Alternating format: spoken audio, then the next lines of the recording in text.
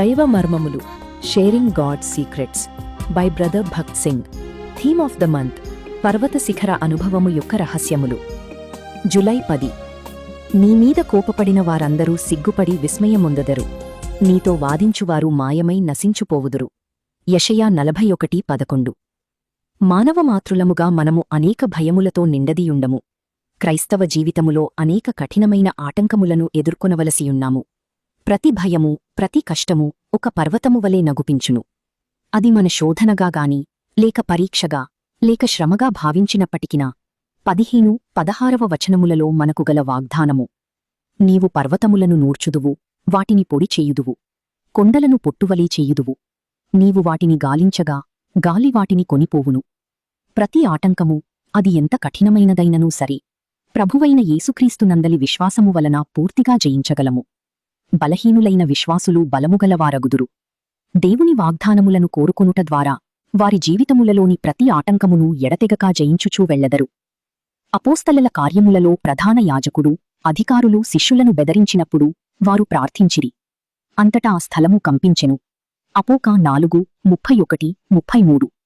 వారు కొద్ది సంఖ్యలోనే ఉండిరి. అయితే వారు సహాయము కొరకు దేవుని మీద ఆధారపడి ప్రార్థించిరి. ఆ ప్రార్థన ప్రపంచమంతటినీ కంపింపజేసెను. వారు ఆ పర్వతమును నూర్చనారంభించిరి. పైరూపములను బట్టి చూచినచో వారు సామాన్యమావులే, కాని దేవుని వశపరచుకునుట ఎట్లో వారెరిగియుండదిరి. అట్లే ప్రతి విశ్వాసియు కక్కులు పెట్టబడిన పదునుగల క్రొత్తదైన నుడిపిడి మ్రానుగా కాగలడు. మరియు ప్రతి పరీక్షలో దేవుడనుగ్రహించు విజయమును బట్టి సంతోషించగలడు. యెషయా 42:16. ఇప్పుడు గ్రుడ్డివారు తమ దారిని కనుగొనలేరు.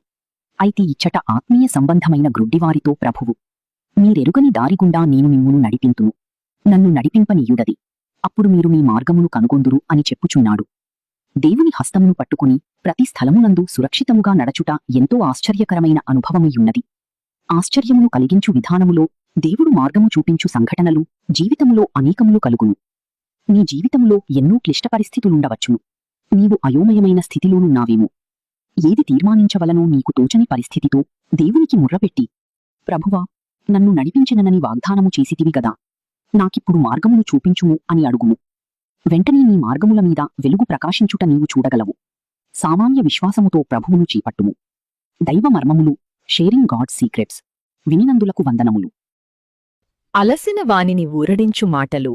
అ word in season to the weary. July 10. నా ఆశ్రయము దేవునియందుయున్నది. కీర్తన 62:7. దేవుని వాక్యమునందలి ఆయా కాలములలో ఇవ్వబడిన సూచనలను బట్టి, పలుకబడిన ప్రవచనములను బట్టి దేవుని ప్రజలు రాబోవు పరిస్థితులకు సిద్ధపడదీయుండవలెను. ఎందువలననగా మరి ఎక్కువ శోధనలు, శ్రమలు ఎదుర్కొనవలసివచ్చును. దేవునికి వందనములు. ప్రభువునందు మనకు బలమైన ఆశ్రయము కలదు. భద్రత కొరకు, రక్షణ కొరకు మనమచ్చటికి పరుగెత్తవచ్చును. దేవుని వాక్యమునందు ప్రభువైన యేసుక్రీస్తుకు ఇవ్వబడిన అనేక నామములలో ఆశ్రయము ఒకటి. యెహోవా నా శైలము, నా కోట, నన్ను రక్షించువాడు, నా కీడెము, నా రక్షణ శృంగము, నా ఉన్నత దుర్గము, నా దేవుడు, నేను ఆశ్రయించియున్న నా దుర్గము. కీర్తన 18:2. ఇంకను సైన్యములకధిపతియగు యెహోవా మనకు తోడయ్యున్నాడు. యాకోబు యొక్క దేవుడు మనకు ఆశ్రయమయ్యున్నాడు. కీర్తన 46:7-11. ఎవరైతే ఆయనను తమ స్వంత రక్షకునిగా అంగీకరించిరో వారు నిత్యమైన ఆశ్రయము కొరకు ఆయన యొద్దకు పరుగెత్తవచ్చును. పాత నిబంధన కాలములో ప్రభువు యెహోషువాతో 6 ఆశ్రయపురములను ఏర్పరచవలనని, పొరబాటున ఒక వ్యక్తిని చంపినవాడు ప్రతిహత్య చెయ్యువాని చేతిలో పడకుండా ఆ పురములో చేరవలనని తెలిపెను. యెహోషువ 20:2-3. ఈ ఆశ్రయము కొద్దికాలము వరకి, అనగా ప్రధాన యాజకుడు బ్రతికి ఉన్నంతవరకి. కాని యేసుక్రీస్తు ప్రభువుతో మనము కలిగియున్న భద్రత, ఆశ్రయము ఎన్నటెన్నటికినీ ఉండును. ఆ 6 ఆశ్రయపురములు కెదెషు, షెకెము, హెబ్రోను, బేసెరు, రామోతు, గోలాను అనునవి. ఈ పేర్లన్నీయూ మనము యేసుక్రీస్తు ప్రభువులో ఎట్టి భద్రతను కలిగియున్నామో తెలిసికొనుటకు సహాయపడును. మొట్టమొదటి ఆశ్రయపురము కెదెషు, అనగా పరిశుద్ధత అని అర్థము.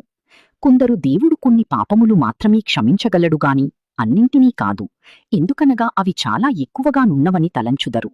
దేవుని ముందు నేనే విధముగా పరిశుద్ధముగా నీతియుక్తముగా నుండగలనని కొందరి హృదయములలో ఎడతెగని పోరాటముండును. అందరితో సమాధానమును పరిశుద్ధతయు కలిగియుండుటకు ప్రయత్నించుడి. పరిశుద్ధత లేకుండా ఎవడునూ ప్రభువును చూడడు. హెబ్రీ 12:14 అనియు, అదేవిధముగా మీ పరలోకపు తండ్రి పరిపూర్ణుడు గనుక మీరునూ పరిపూర్ణులుగా నుండెదరు. మత్తయి 5:48 అని చెప్పుచున్నది. మరల, నేను పరిశుద్ధుడను గనుక మీరునూ పరిశుద్ధులయ్యుండుడి. పరిశుద్ధుడుగా నుండవాలననిడి కోరికతో చాలామంది దానధర్మములు చెయ్యుదురు, తీర్థయాత్రలకు వెళ్ళుదురు. కొంతమంది తమ శరీరములను బాధపరచుకుందురు. రోమన్ కేథలిక్ వారు పరిశుద్ధ ప్రార్థన హోలీ మాస్లో పాలిభాగము పొందిన ఎడల అన్నీయూ కాకపోయినను కొన్ని పాపములైనను క్షమించబడునని తలంచుదురు. ఆ విధముగా చాలామంది పరిశుద్ధముగా ఉండవలనని అనేక విధములుగా ప్రయత్నించుదురుగాని ఇంకనూ దౌర్భాగ్యకరముగా అగుదురు. యేసుక్రీస్తు ప్రభువే మన పరిశుద్ధత. ఆయన మన అపరాధముల నిమిత్తము అప్పగించబడి మనము నీతిమంతులముగా తీర్చబడుటకై లేపబడెను. రోమా 4:25. ఆయన వర్తమాన, భూత, భవిష్యత్కాలపు పాపములన్నీయూ కప్పివేయును. అది సంపూర్ణమైన రక్షణ. ఈ సత్యమును అనేక సంవత్సరముల తర్వాత మనము గ్రహించుదుము. దేవుడు దయగలవాడు కాబట్టి కొన్ని పాపములు మాత్రమే క్షమించును. మిగిలిన పాపముల క్షమాపణ కొరకు మనము ఉపవాసముండి ప్రార్థించవలెను, లేక తీర్థయాత్రలకు పోవలెను, లేక దానధర్మములు చెయ్యవలెనని సాతాను మన హృదయములో అనుమానము పుట్టించును. ఈ విధముగా వారు మోసగింపబడుదురు. 1 కొరింథీ 1:30 ప్రకారము ప్రభువైన యేసుక్రీస్తు మన పరిశుద్ధత, నీతి అయ్యున్నాడు. ఆయన సంపూర్ణమైన రక్షణనిచ్చును. మనలో ఎవరమూ దానికేదియూ చేర్చరాదు. ఆయన మన నీతి అయినందుకు ఎడతెగక ఆయనకు కృతజ్ఞతలు చెల్లించవలెను. అప్పుడు దేవుని సమాధానము మనలోనికి వచ్చును. మనము పరిశుద్ధులముగా నగుదుము. అలసిన వానిని ఊరడించు మాటలు. A word in season to the weary. వినినందులకు వందనములు.